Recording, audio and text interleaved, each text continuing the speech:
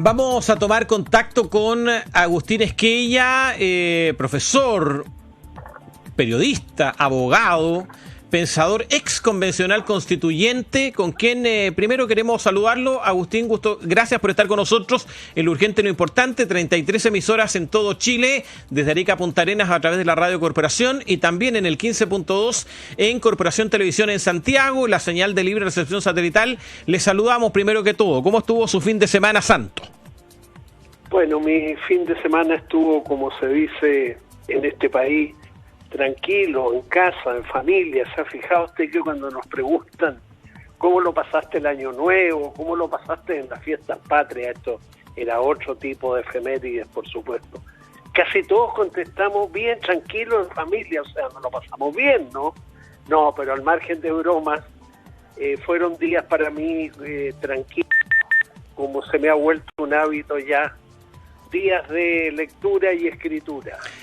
Muy bien, Agustín, y le quiero preguntar, usted que es un observador y que analiza también la contingencia nacional, interesado en los temas de la plaza pública, de la vida pública, no le quiero preguntar por los hechos particularmente relacionados con la muerte de los carabineros, que entiendo, como todos los chilenos y chilenas, usted lamenta, sino más bien el clima de violencia que se ha generado en el país durante este último tiempo, desde su visión también como profesor, como académico.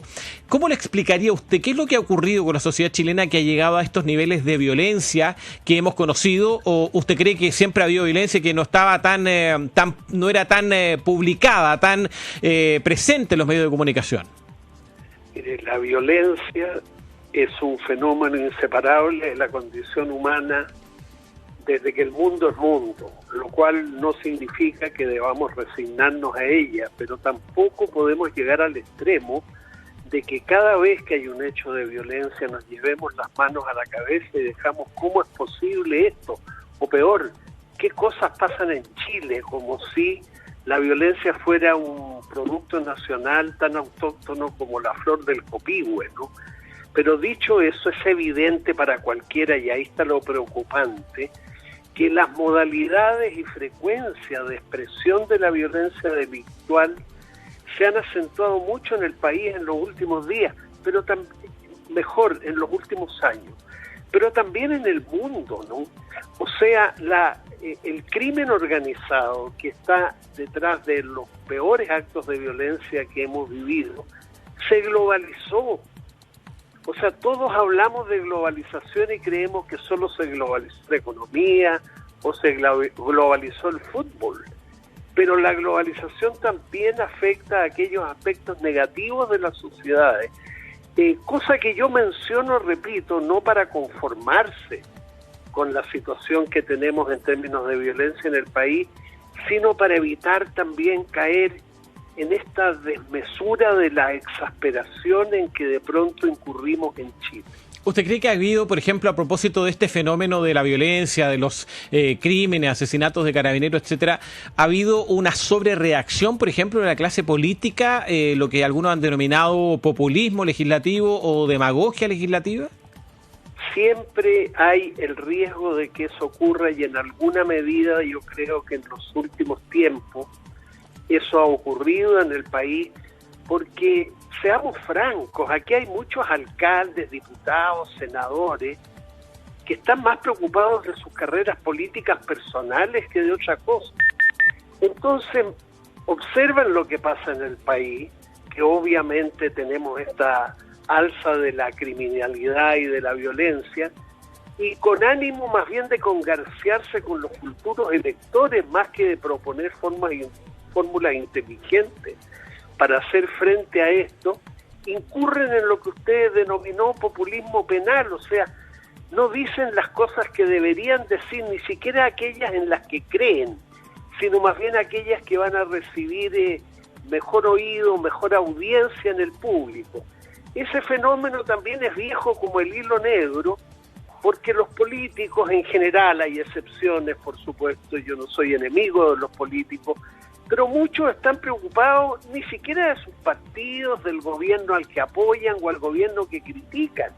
Están preocupados de sus carreras políticas personales, lo entiendo, pero me cuesta de repente resignarme a que en el momento de la crítica a los fenómenos que pasan en la sociedad chilena, en el ámbito delictual o en el ámbito político mismo, uno los vea grotescamente más movidos por el oportunismo que por la racionalidad y la sensatez. Profesor, y en ese sentido, ¿dónde están los liderazgos que se requieren en una época de crisis como la que vivimos? Porque la crisis de seguridad, efectivamente, pero también hay otra crisis, cuando usted dice que los políticos se acomodan el discurso para congraciarse con sus electores, para congraciarse con los medios de comunicación, etcétera. Ahí se requiere el liderazgo, que estén sobre este oportunismo y que vayan trazando también el camino. ¿Dónde están los liderazgos? Por ejemplo, le pregunto por el liderazgo de un joven diputado llamado Gabriel Boric, hoy presidente de la República, que se ve, pareciera, esto es una opinión personal, yo no lo hago a usted responsable de ella, pero un poco sobrepasado por esta carga que hoy día tiene el país en materia de seguridad. Mire, todos los gobiernos están siempre sobrepasados. Todos los gobiernos se eligen no tanto para administrar el país a mediano y largo plazo, ojalá fuera así, sino para apagar incendios. El día a día consume a los gobiernos, a los gobiernos anteriores. Entonces vuelvo yo a expresarme en términos como los que señalo, como una manera de no incurrir en desmesura, ¿no? El gobierno está sobrepasado, bueno, te repito, es lo que suele ocurrirle a los gobiernos. Claro, por fortuna temporalmente, porque se rearman. Pero yo veo, en mi opinión, en términos de seguridad, que en el Ministerio del Interior, que es clave en esta materia, hay una dupla que funciona bien. La ministra Carolina Toá y el subsecretario del Interior. Entonces, contemos también los puntos favorables, contemos también, como dicen los ingleses, nuestras bendiciones como país, y no solamente aquellas cuestiones negativas. Yo sé, y perdóname que diga esto, como tú dijiste en la presentación, yo ejerzo el periodismo de redacción por lo menos hace muchos años, y esto más que una crítica a los medios nacionales, una autocrítica, también la prensa está incurriendo en mucha desmesura, en una sobreexcitación permanente. Mira cómo han cubierto los canales de televisión en sus noticiarios nocturnos los últimos hechos de violencia en el país, 40, 50 minutos, como si en Chile no hubieran ocurrido alguna cosa positiva en la jornada. Entonces, las cosas no van a mejorar en Chile porque mejore solo un gobierno. Por supuesto que este gobierno, como cualquiera, tiene que mejorar, pero los demás, ¿cuándo vamos a mejorar? ¿Cuándo va a mejorar la clase política? ¿Cuándo va a mejorar el Congreso? ¿Cuándo va a mejorar el ejercicio del periodismo? ¿Cuándo vamos a mejorar los académicos que damos clases en las universidades?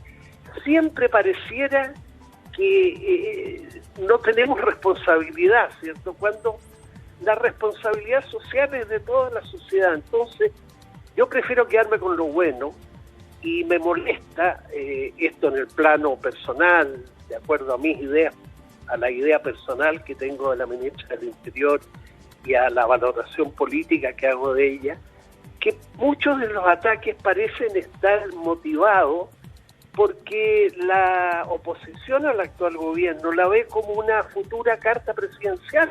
Esa es una impresión subjetiva mía. Entonces hay que darle a la ministra del Interior. ¿Y por qué? ¿Porque lo está haciendo mal? Ah, no, porque se está perfilando mucho. A ver, la política es así. Yo no espero de la política comportamientos que respondan a los mejores sentimientos del corazón humano. Nunca la política, en ninguna época de la humanidad ni lugar, ha sido la fuente de los mejores sentimientos del corazón humano. Admitámoslo. Pero ¿por qué? Pregunto yo, tiene que ser lo de los peores, ¿no? Entonces hay una mediocridad instalada en el país, ventajera, oportunista, de lado y lado. También en la izquierda hay reacciones que son oportunistas y ventajeras. Entonces, ¿cómo pedir? Bueno, esta entrevista que tú me haces me da oportunidad para ello, aunque yo soy un ex profesor universitario de provincia sin ninguna influencia. Sí, Agustín, pero para pedir que seamos más serenos de una vez por todas. Calma y tiza, como decían los antiguos, estimado Agustín. Le vamos a hacer una proposición, lo vamos a invitar porque nos quedó todo el tema constitucional del cual queríamos hablar también con usted, pero nosotros estamos llegando al final de nuestro programa. Lo vamos a dejar invitado para que continuemos esta interesante conversación. Profesor Esquella, le agradezco mucho este contacto. Muy buenos días. Buenos días, gracias a ustedes.